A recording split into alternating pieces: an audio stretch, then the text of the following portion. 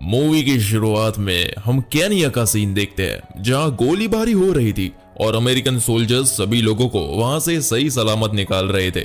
इसी बीच आर्मी का लीडर भी था जो कि गोलियां चला रहा था। अचानक वहां पर दो सोल्जर्स को शूट किया जाता है जिससे सभी के सभी गायब हो जाते हैं और फिर एक ब्लास्ट होता है जिससे लीडर बेहोश हो जाता है। जब उसकी आंख खुलती है तो उसे अपना नाम और अपने बारे में कुछ भी याद नहीं था।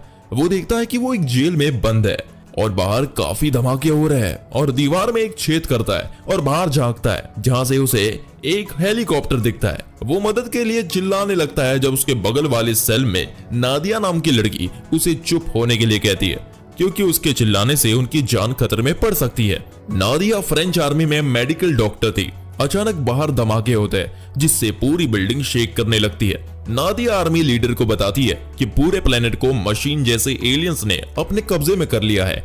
ये सुनकर यह आदमी और पैनिक हो जाता है और नादिया की वार्निंग देने के बाद भी मदद के लिए चिल्लाने लगता है। तभी वहां पर कुछ लोग आते हैं जो अपने साथ लाए हॉस्टेज को मार देते हैं। उन लोगों को याद आता है कि अमेरिकन पर एक स्पेशल प्राइज रखा गया है। वो नादिया से बात करते हैं लेकिन नादिया उनकी लैंग्वेज समझ ही नहीं पाती।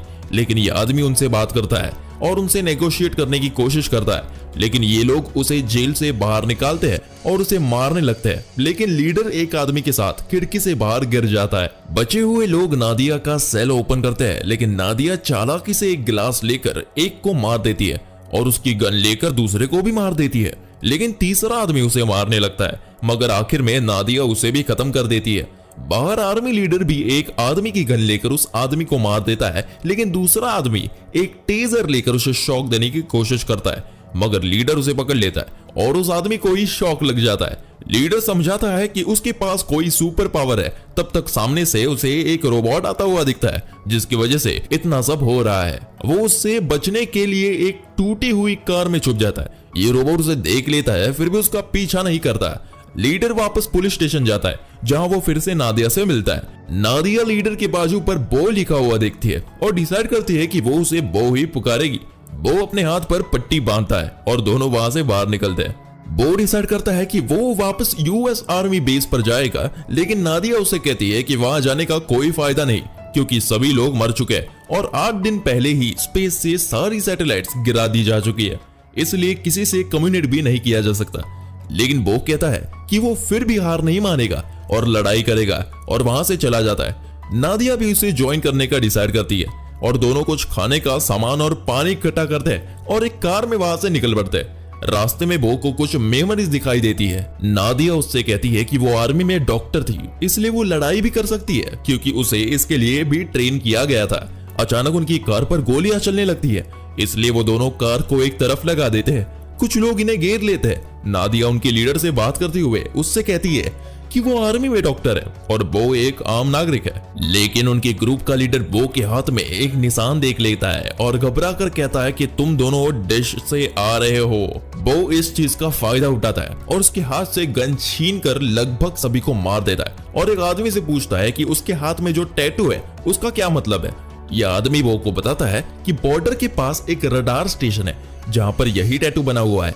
वो कहता है कि उन्होंने इन दोनों को इसलिए पकड़ा है क्योंकि उन्हें लगता है कि ये दोनों भी वहीं से आए हैं। ऐसा माना जाता है कि इन लोगों की वजह से ही ये सारे एलियंस अर्थ पर आकर सब कुछ खत्म कर रहे हैं। तभी दूसरा मेंबर बो को मारने की कोशिश करता है लेकिन बो इजीली खुद को डिफेंड करके उसे जमीन पर गिरा देता है। लेकिन दोबारा उसे कुछ मेमोरी दिखने लगती है इसलिए वो उसे शूट नहीं करता। इसके बाद बो और नादिया वहां से उनकी कार लेकर चले जाते हैं। रास्ते में बो अपने हाथ पर लगे घाव को देखता है जो कि एक एरो की तरह दिख रहा था और ये एरो रडार स्टेशन की तरफ ही इशारा कर रहा था, इसलिए उसे लगता है कि वहां जाना ठीक रहेगा। अचानक वो एक जगह आकर रुक जाते हैं जहां पर काफी सारी इलेक्ट्रिक वायर्स की वजह से रास्ता बंद था और यहां से आगे जाना काफी रिस्की था। लेकिन अचानक उनके पीछे से एक रोबोट उन्हें मारने आता है, इसलिए उन्हें उन वायर से होकर गुजरना ही पड़ता है जिससे उनकी कार खराब हो जाती है और वो दोनों एक जगह जाकर छुप जाते हैं। लेकिन इस वजह से वो रोबोट एक आदमी और उसकी बेटी को चेस करता है। रोबोट इस आदमी को मार देता है और जो बेटी को मारने वाला था तो नादिया उसे डिस्ट्रैक्ट करने के लिए हवा में शूट करती है और वो रोबोट उस लड़की को छोड़कर उनकी तरफ बढ़ता है लेकिन किसी वजह से वापस मुड़ जाता है और उस लड़की को खत्म कर देता है। जब रात होती है तो नादिया और बो एक कैंप फायर लगाते हैं और नादिया बात करते हुए बताती है कि उसकी फैमिली को भी इन एलियंस ने मार दिया था। अगली सुबह दोनों पैदल अपने रास्ते पर चलते हैं, जहां एक जगह जाकर उन्हें किसी की बात करने की आवाज आती है। वो पास जाकर देखते हैं कि ये एक रेडियो रखा हुआ था। अचानक उन्हें यहाँ के लोग गन की नोक पर घेर लेते हैं। ये सभी लोग उन्हें बंदी बनाकर बड़ी बड़ी बिल्डिंग्स के पास ले जाकर एक कार में बांध देते हैं। तभी वहां दो आदमी बाइक्स में आते हैं और उनके पीछे पीछे ही एक रोबोट आता है। बो को पता चलता है कि असल में ये लोग उन्हें रोबोट के लिए निशाना बनवाकर उन्हें मारने की कोशिश कर रहे हैं। ये सभी लोग रोबोट्स को गन और तोप से मारने की कोशिश करते हैं, लेकिन उल्टा इनके ही खिलाफ लोग मारे जाते हैं। और जब आखिर में कुछ नहीं होता तो ये लोग रोबोट को चेन से बांधकर उसे बिजली के झटके देते हैं। वो किसी तरह अपना हाथ चेन से निकालता है और नादिया के साथ एक जगह जाकर छुप जाता है। जब दो और रोबोट्स आते हैं, लेकिन वो दोनों बाइक वालों के पीछे पीछे भाग जाते हैं और इसी मौके का फायदा देखकर बो और नादिया भी वहां से निकल पड़ते हैं। आगे चलते हुए वो एक ब्रिज से होकर गुजरते हैं। जब बो के फेस पर एक लाइट चमकती है, वो देखता है कि ये स्टैंडर्ड नाम का एक फोटोग्राफर था जो कि घायल पड़ा हुआ था। स्टैंडर्ड उन्हें सारी फोटोज दिखाता है क्योंकि वो एलियंस के आने से लेकर हर समय को डॉक्यूमेंट कर रहा है। बो और नादिया उसे एक बिल्डिंग के अंदर ले जाते हैं। जब स्टैंडर्ड बो के हाथ में टैटू देखता है और उन्हें बताता है कि उसने ऐसा ही निशान रेडियो स्टेशन पर भी देखा था, वो एक डील करता है कि वो उन्हें कैमरा दे देगा, लेकिन इसके बदले उन्हें स्टैंडर्ड को मारना होगा। बो के सामने दोबारा से मेमोरीज फ्लैश होती है और वो एक इनोसेंट आदमी को नहीं मारता, तो स्टैंडर्ड कुछ चीजें फेंक कर आवाज करता है ताकि वहां पर रोबोट्स आ जाए। इसलिए नादिया को मजबूरन उसे मारना ही पड़ता है। इसके बाद वो दोनों कैमरा लेकर उसकी फोटो से रास्ते का अंदाजा लगाकर अपने रास्ते पर निकल पड़ते हैं। बो को दोबारा से कुछ मेमोरीज दिखती है जिसका मतलब वो समझ नहीं पाता। इसके बाद वो लोग एक कार चोरी करते हैं और रेडियो स्टेशन की तरफ चलने लगते हैं, लेकिन जब उनका रेडियो अजीब बिहेव करने लगता है तो वो एक जगह जाकर रुक जाते हैं। वहां पर उन्हें एक मरा हुआ रोबोट दिखता है। वो बात करते हैं कि एटलीस्ट रोबोट्स को हराया जा सकता है, लेकिन बो अब भी इस बात को सोचता है कि इनकी वीकनेस क्या है। उन्हें ढेर सारा शोर सुनाई देता है जब वो देखते हैं कि ढेर सारे रोबोट्स उनका पीछा कर रहे हैं। वो दोनों कार में आगे निकलते हैं, लेकिन उन्हें जब लगता है कि उनसे बचना मुश्किल है तो वो एक टूटे हुए घर के बेसमेंट में छुप जाते हैं। लेकिन इसके बाद भी वो सेफ नहीं रहते। दोनों एक दूसरे को किस करने ही वाले होते हैं कि पूरी छत के साथ ही रोबोट दोनों को अपनी तरफ खींचता है, लेकिन बो को छोड़कर वो नादिया को अपने साथ ले जाता है। बो बेहोश हो जाता है, लेकिन जब उसकी आंख खुलती है तो वो देखता है कि उसके पैर में चोट लग रही थी। वो इसके बाद भी किसी चीज का सहारा लेकर रेडियो स्टेशन की तरफ बढ़ता है, लेकिन वहां पहुंचकर वो देखता है कि सब कुछ खत्म हो रखा था। उसे दीवार पर कुछ फ्रेश निशान बने हुए दिखते हैं जो कि ह्यूमंस ने बनाए हैं। वो उन लोगों की तलाश करने के लिए शहरों में जाता है। वो दिखता है कि कुछ लोग एक रोबोट से डरकर भाग रहे थे, लेकिन इन लोगों के पास ऐसे पावरफुल हथियार थे जिससे ये लोग उस रोबोट को मार सके। तभी वो के पास दो छोटे रोबोट्स आते हैं, लेकिन ये उसे मारते नहीं बल्कि सिर्फ उसे स्कैन करके वहां से चले जाते हैं। इससे बो को अपनी मेमोरीज वापस दिखती है जिसमें वो देखता है कि किस तरह वो रोबोट से लड़ रहा था और उसी बीच उसके एक दोस्त को काफी चोट लगी थी और बो को उसे शूट करना पड़ता है। मेमोरीज के प्रेशर से बो बेहोश हो जाता है और जब उसकी आंख खुलती है तो वो देखता है कि यहाँ के लोकल लोग उसके अपने साथ एक बेसमेंट में ले आए थे। उसके पास कारा और जूमा आते हैं जिन्होंने उसकी जान बचाई। वो उसे बताते हैं कि नादिया वापस नहीं आएगी क्योंकि स्पेसशिप ने कभी किसी ह्यूमन को वापस नहीं भेजा।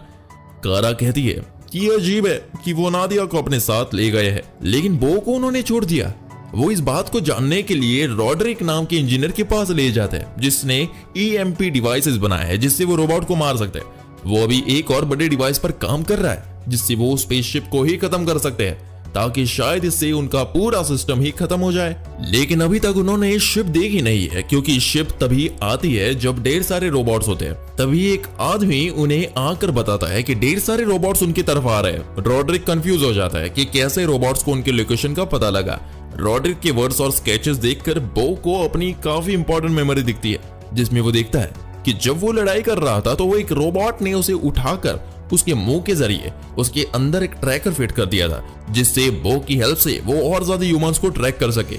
ये सुनकर कारा उसे शूट करने की बात करती है ताकि उसके लोग बच जाए, लेकिन बो उसे रोकते हुए अपने प्लान बताता है कि वो लोग बो को यूज करके शिप को अपनी तरफ अट्रैक्ट कर सकते हैं और मौके का फायदा उठाकर वो लोग शिप को EMP डिवाइस की हेल्प से खत्म भी कर सकते हैं। सभी लोग शिप को ढूंढने का प्लान बनाते हैं और फिर सभी वहां से बाहर निकलने लगते हैं। अचानक कुछ लोग अपने ही लगाए बॉम्ब पर चढ़कर मर जाते हैं। बो और बाकी लोग डिवाइस लेकर जाते हैं कि तभी एक रोबोट उनका पीछा करता है और उससे बचने के लिए वो एक छोटे टनल के अंदर चले जाते हैं जहां छोटे रोबोट्स आ जाते हैं। ये रोबोट सभी को मारने लगते हैं, जिसमें कारा जख्मी हो जाता है और वो यहाँ रुक के उन्हें ग्रेनेड से रोकने का डिसाइड करती है। वो और बाकी सब वहां से चले जाते हैं और छोटे रोबोट्स को रोकने के लिए कैरा ग्रेनेड से खुद को उनके साथ ही खत्म कर देती है। जुम्मा अपने सभी लोगों को शेल्टर से बाहर निकालने की कोशिश करता है, लेकिन एक एक करके छोटे रोबोट्स अंदर एंटर होने लगते हैं। ये लोग उन रोबोट्स को मार देते हैं। जुम्मा देखता है कि काफी सारे लोगों को रोबोट्स ने घेर रखा है और वो शिप का इंतजार कर रहे हैं। वो लोग मशीन लेकर नीचे जाते हैं और वो एक रोबोट पर ग्रेनेड फेंकता है जिससे रोबोट मर जाता है, लेकिन अफरा तफरी मच जाती है। बाकी रोबोट्स भी उन पर शूट करने लगते हैं जिससे मशीन की बैटरी भी खराब हो जाती है, जिससे वो उसे अब यूज नहीं कर सकता। तभी बो को याद आता है कि उसके पास एनर्जी को एब्जॉर्ब करने की पावर है, इसलिए वो एक हाथ से रोबोट को पकड़ता है और दूसरे हाथ से मशीन को पकड़ता है, जिससे उसे बहुत पेन होता है। लेकिन तभी एक बहुत बड़ा एक्सप्लोजन होता है जिससे सारे रोबोट्स मरने लगते हैं और साथ ही स्पेसशिप भी नीचे गिरकर फट जाती है। जब लोगों को रियलाइज होता है कि एलियंस के खिलाफ उनका वॉर खत्म हो चुका है तो वो लोग बाहर आते हैं। बो की जब आंख खुलती है तो उसे अपनी सारी मेमोरीज याद आती है, लेकिन वो अपना नाम अब बो रखना ही डिसाइड करता है और इसी के साथ ये मूवी यही खत्म होती है।